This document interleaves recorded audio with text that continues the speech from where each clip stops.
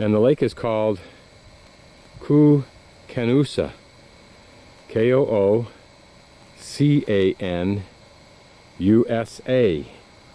Guess what border this lake crosses? Where I am now is what I think is a little tributary that runs off of the lake. It's not, nothing's little up in Canada, or certainly not Alaska, but this is the beginning of a large lake, river. What's interesting here is we're standing up on a high rocky bank, and all that area out in front of me here to the left is sand. And as I bring the camera right straight down in front of me, you'll notice a little bit of green here. An old dead tree. Guess what the highest water level is? You're right. And it's pretty fast when... This is Fort Steele, British Columbia, and this is a heritage site of what is called Fort Steele. I'm assuming that this is the same steel that was of the Royal Canadian Mounted Police in Skagway that helped control and safeguard the majority of people who were there who were Americans. He's a legend of the Mounties for his strictness, courage, intelligence, fairness.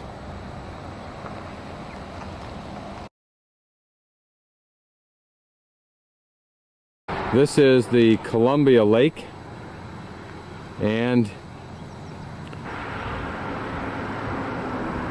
yes, you're right, it's the source of the Columbia River system. It's in the southern part of British Columbia and represents some of the spectacular country up here in British Columbia.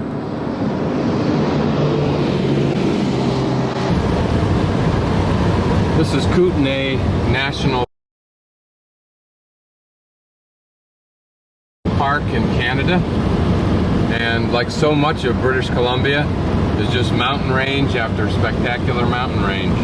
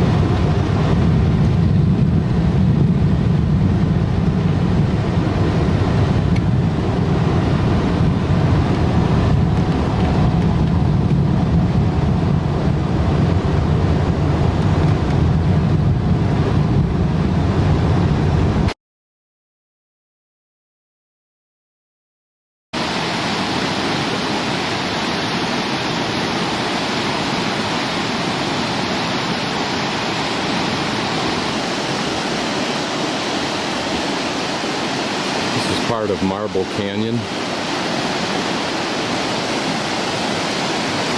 A deep, narrow canyon carved out of the dolomite, and limestone of an ancient seabed, which is what this white colored stone is. And dolomite, I believe, is a metamorphosized form of limestone. In other words, compressed under even greater and greater amounts of temperature and pressure.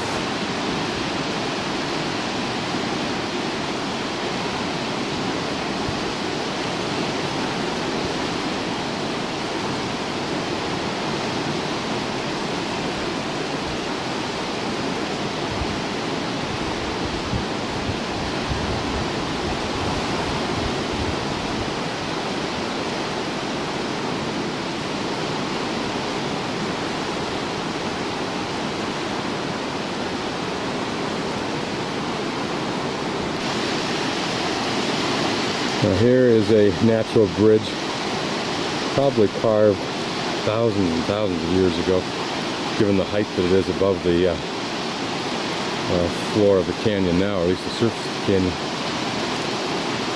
Some sense of the spectacular.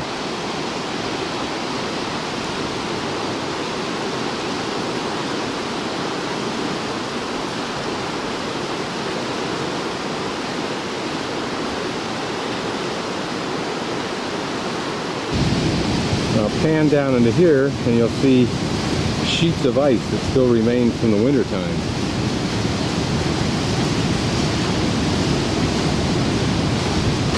I would estimate the depth from here to height down there to be probably 100 feet, 80 to 100 feet. Notice here how the rock, the water has carved underneath the rock at one time and created another bridge right in this area here, right in the center of the picture. Just carving this out. There's a falls up here a little ways, right there, through there, which evidences there's some hard rock there that's not wearing away that quickly. Imagine the guy that comes out of that little river there in his kayak, not realizing what lays ahead. Of course, no one would.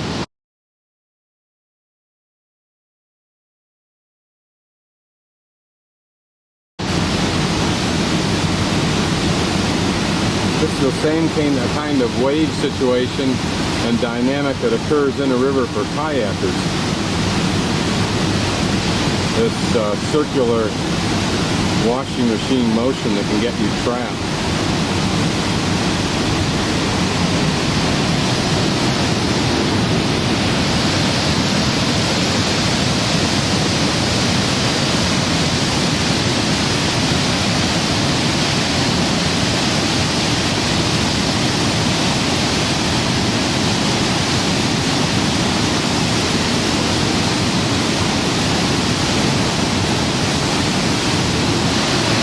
The bridge I'm standing on actually rumbles with the force of this river cascading and falling into this hole that it's created. And you'll see how much farther down it goes. Looking at it here,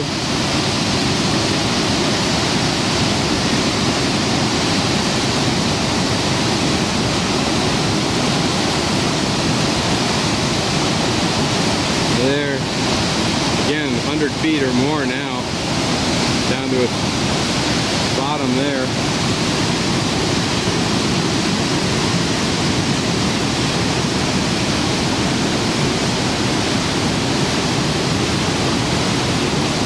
There, further down you can see sheets of ice.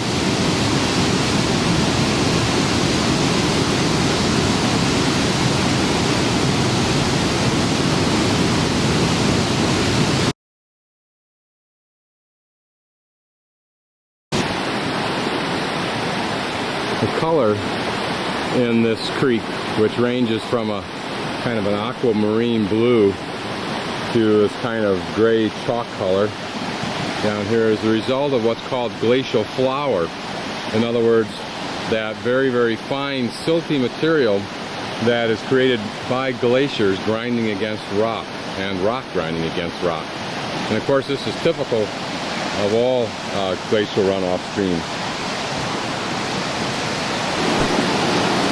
Okay, this is a diagram that shouldn't be terribly novel to you.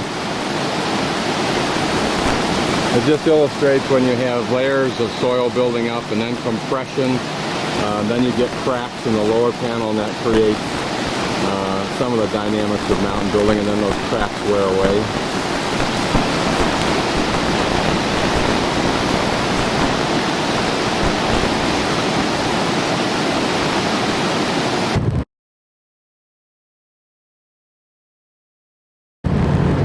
Another unique kind of mountain design, if you will. Looks like a huge block fault that is relatively new because it's just started to erode into chunks. That has allowed the area above it to erode a little bit faster, creating that kind of ledge which holds some snow at that angle, which at that altitude probably, and it's so cold, keeps it from melting.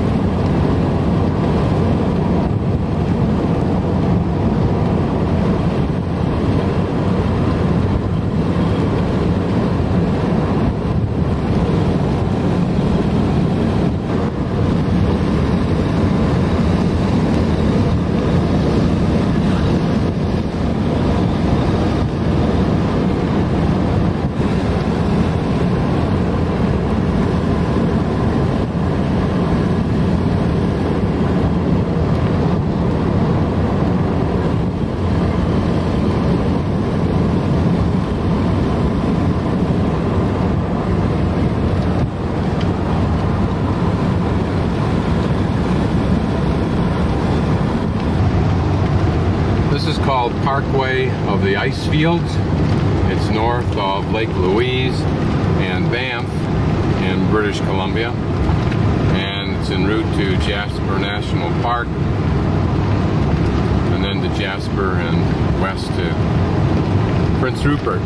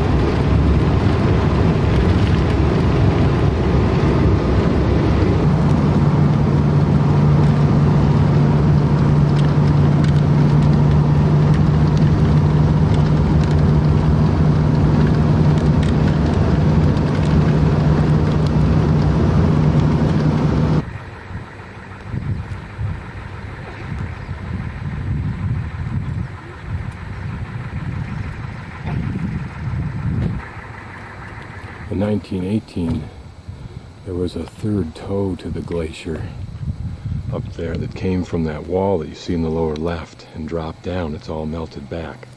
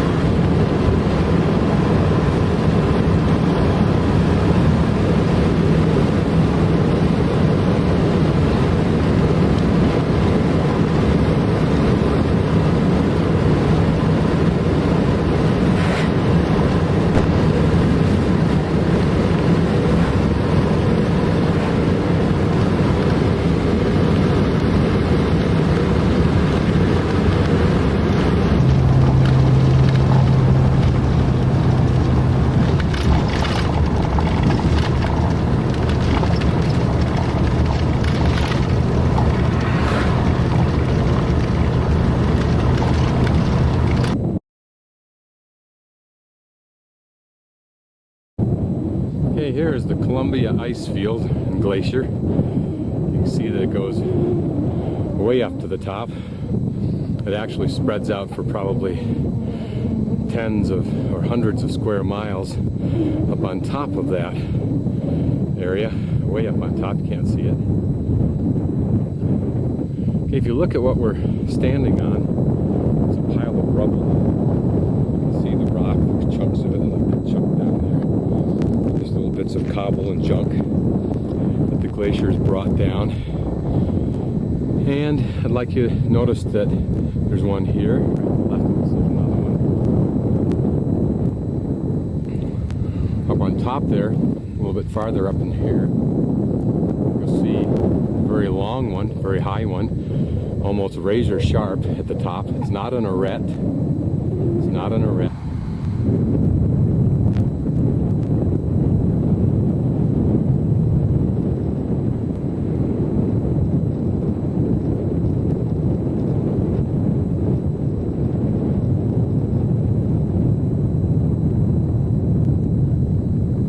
Notice the sheer walls. Back off a little bit there, you can see them. And yet, there's a certain shape to this valley that you can see. Particularly, you can see it in this wall right here. Right to the left.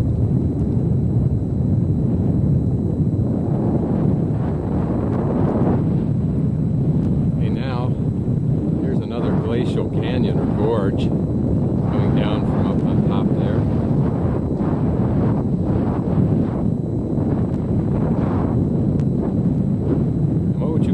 That mess in the middle looks like a series of levels, and it is, but what would you call that? Notice probably the cirque face way up on top. Notice the carved out hole at the top there. Okay, now as we come down the center of this glacial trough, I'd like you to tell me what that feature is. It's in the center of the glacial trough. I'd like you to tell me what that is.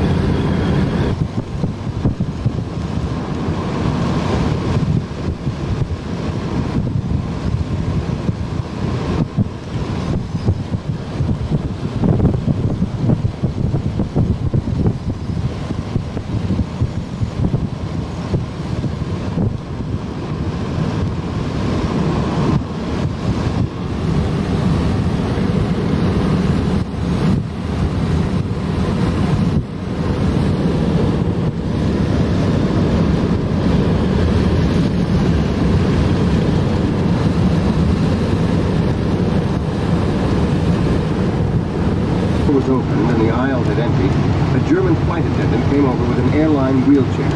Herbert's customized chair, with its cellular phone and built-in laptop, had been sent along as baggage. With his powerful arms, Herbert lifted himself over the armrest and dropped into the leather seat. As Hood and Stoll fell in behind, toting their carry-ons, he led the way through the cabin, wheeling himself. The heat of the Hamburg summer permeated the passenger bridge, but it was mild compared to what they'd left behind. Fine fiber by the road deep, hot, letting someone through. It proved, Warner reflected, great evil to make it the quality of life, but encouraging everything from